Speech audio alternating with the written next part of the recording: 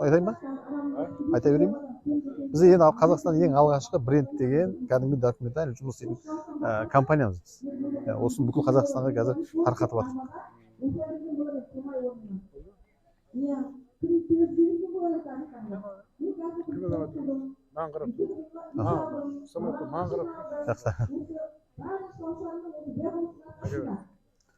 Ассалаумағалейкум ағайындар. Жалпы бүгінгі біздің Түркістан облысы Қазығұрт ауданында Данияр ағамыздың шаруашылығында өтіп жатқан алғашқы Қазақстан бойынша фермерлер семинары өтіп жатыр. Бұл семинардың мақсаттары не? Жалпы бұл кәсіпті елге таныту. Ең бірінші мақсатымыздың бірі бұл елге таныту бұл кәсіптің. Және жалпы бұл кәсіп біздің енді еліміз аграрный мемлекет болғаннан кейін ауыл шаруашылығы, мал шаруашылығы бар, егін шаруашылығы бар. Осының басын біріктіретін кәсіптің бір түрі. Яғни ауыл халқына нағыз керекті кәсіптің түрі. Ауылдағы біздің қазіргі өз шикізатымызды өзіміз өңдеу. Бізге ең 98-99% бұл шетелден келеді. Және тек қана химиялық емес, органикалық таза өнімдер. Яғни өз малымыздың түбінен шығып жатқан органикалық тыңайтқыштарды, шірінділерді өңдеп тыңайтқыштар шығару. Біз Қазақстан бойынша ең алғашқы осы өнімдерді биогумус, компост, биомикс, сұйық биогумустарды алғашқы брендтеп, алғашқы өзіміздің қаскелеген органик деген алғашқы өзіміздің өнімдеріміз шығарып жатырмыз. Біз жылына 5000 тоннадан астам компост шығаруға, 200-300 тоннадан астам биогумус шығаруға мүмкіншіліктеріміз бар. Және бір жылдың ішіндегі біздің қазіргі өнімдерімізді түгелдей сатып біттік десе де болады. Сұраныс жылдан жылға асып жатқаны белгілі. Сондықтан бұл мақсатымыз елге үйрету, таныстыру және мынау маркетинг мәселелеріндегі біздің өзіміздің каналдарымыз бар. YouTube каналдарымыз Биогумус Алматы деген Instagram каналдарымыз бар. Және бұдан кейін өзіміздің ізімізден еріп жатқан інілеріміздің қаншама осы каналдардың ашылуы бұл халықтың бір жылдың ішінде кәдімгідей біраз елге информация болды. Біраз ел бұнымен айналысып, қазір 2000-нан астам фермерлер бар Қазақстан бойынша. Бұл ең белгісі, бұл әрине біздің өз шикізатымызды өзіміз өңдеп, және оны шетелге немесе сол шикізаттан шығарған өнімдерімізді өзіміздің жерімізді құнарландырып отырып, таза өнім шығару. Бұл өздеріңіз білесіздер, қазіргі жағдайдағы онкологиялық аурулардың бәрі бұл химия, минералды тыңайтқыштардың өзінің дозасынан артық беру жері, бұл нитраттың жоғары болуы, халыққа да және жеріміздің де гумус қабатының төмендеуі осының бәрі неге әкеліп соқты? Алып келгенде, сол 100 жылдың арасындағы осындай бір ауыр жағдайға әкеліп соқты. Бұның бірден бір жолдары бұл табиғи тыңайтқышпен Алла Тағаланың өзінің жаратқан табиғи түрдегі дүниеге қайта қайту. Бұл сондықтан біз мақсатымыз осы елге үйрету, таныстыру және осы кәсіпті дамыту. Біз аграрлы мемлекет болғаннан кейін бізге өте қажет. Бұл өте қажет, өйткені ауылдағы жай қазақтың үйіндегі 4-5 малы бар, одан шығып жатқан көңі бар, ол бірінші көршісі мазасын алады, иісі шықты деп, одан кейін бар мемлекеттік жаңағы үлкен шаруашылықтардағы көңдер экологиялық зияны барларға. Сондықтан біз осы жинап жатқан себебіміз Данияр ағамыз бүгін шаруашылығында отырмыз.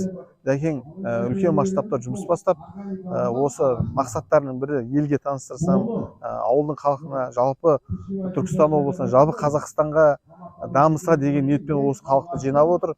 Бұл керемет біздің осы 1-2 жылдан бері армандап жатқан дүниелеріміз еді, кешегі негелеге байланысты осыны жасаймын жатқан еді. Мынау бір керемет мүмкіншілік болды. Дәке, рахмет сізге көп-көп осыны халықты жинап. Бұның бәрі оңай емес. Кешегі мысалы үшін депутаттардан бізге әкімшіліктен келіп жатыр. Значит, бізді тыңдап жатыр. Значит, бізді мемлекет тыңдай бастады. Бұл деген сөз біздің неден? Бірігуімізден, біздің үлкен осындай ауызбіршілікпен жұмыс істеуіміздің нәтижесі. Егер біз бірікпейтін болсақ, біз осындай бір-бірімізбен жаңағы жасырып бұл кәсіпті жасыратын болсақ, бұл ары қарай дамуы өте қиын жағдай деген сөз. Сондықтан бұл мақсатымыз жерлерімізді тыңайту, органикалық өнімдерге өту, еліміздің болашақ жеріміз кең дейміз, бірақ жеріміз құнарсыз болса, оның кеңдігінен не пайда?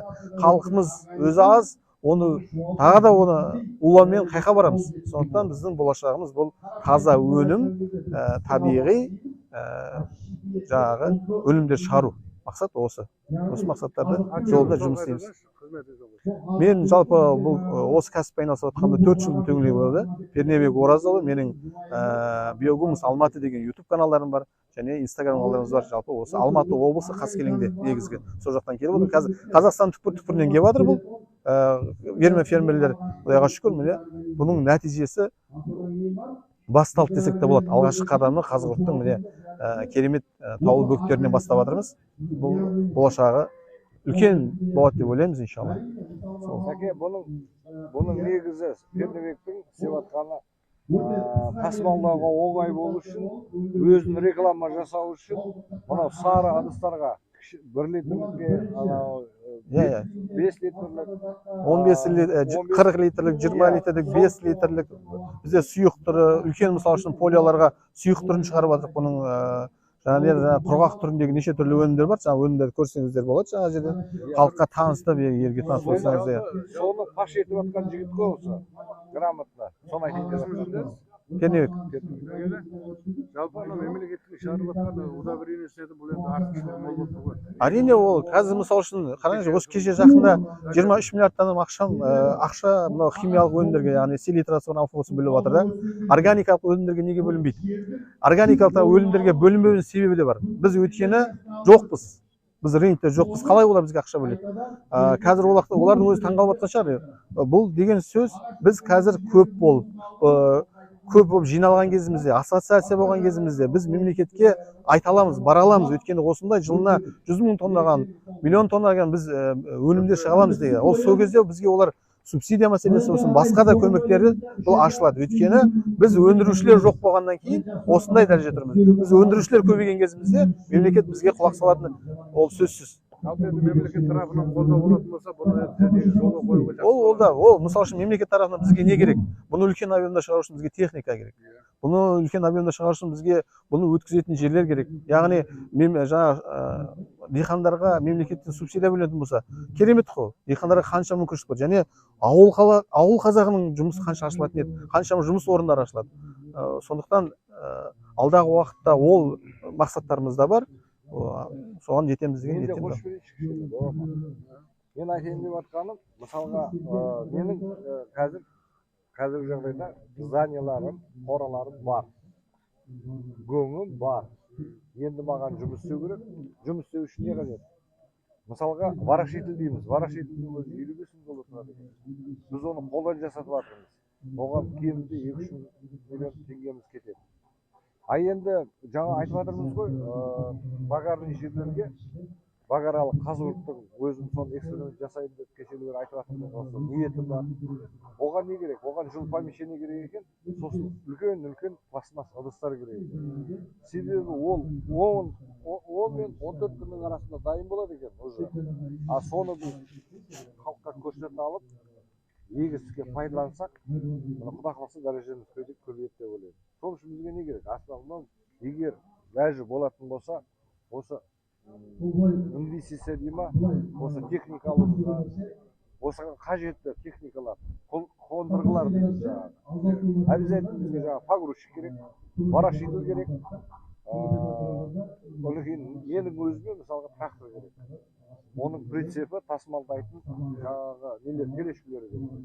Құдай қаласа жұмысты бастаймыз, Бәке. Жақсы. Алла нәсіп етсін. Жалпы ассоциация құрылып, осы мемлекеттің ауыл шаруашылығы министрлік тараптарынан адам қосу керек негізі. Әрине. Если ондай жағдай болмайтын болса, бұл ауыл-ауылда бүйтіп қалып кете береді. Жаңа айтып отырмын. Кім Дәкенің өзі жасап жатыр. Мемлекет ешқандай қаржы алып жасап жатқан дүниесі жоқ.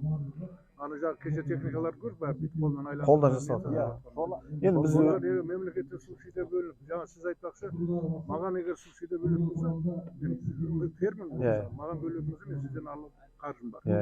Әзір қаржысы жоқ, өз жеке ақшасы мүддесін ойлап. Аяққа бірден тұрып кету мүмкін емес та. Мысалы үшін бізде кешегі органикалық заңдар парламентте қаралып жатыр. Шындығын айтса, ішінде жүрген бір орыс жігіт бар, Климов деген, кішкентай елге қызмет етіп жатқан. Басқа ешкім жоқ та. Өйткені жерде депутаттар, министрлер мысалы үшін заң қабылдайтын. Ол кісілер бұл саладан хабары жоқ. Даже Қазақстанда бұл өнімнің өндіріліп жатқанынан да олар хабары жоқ та.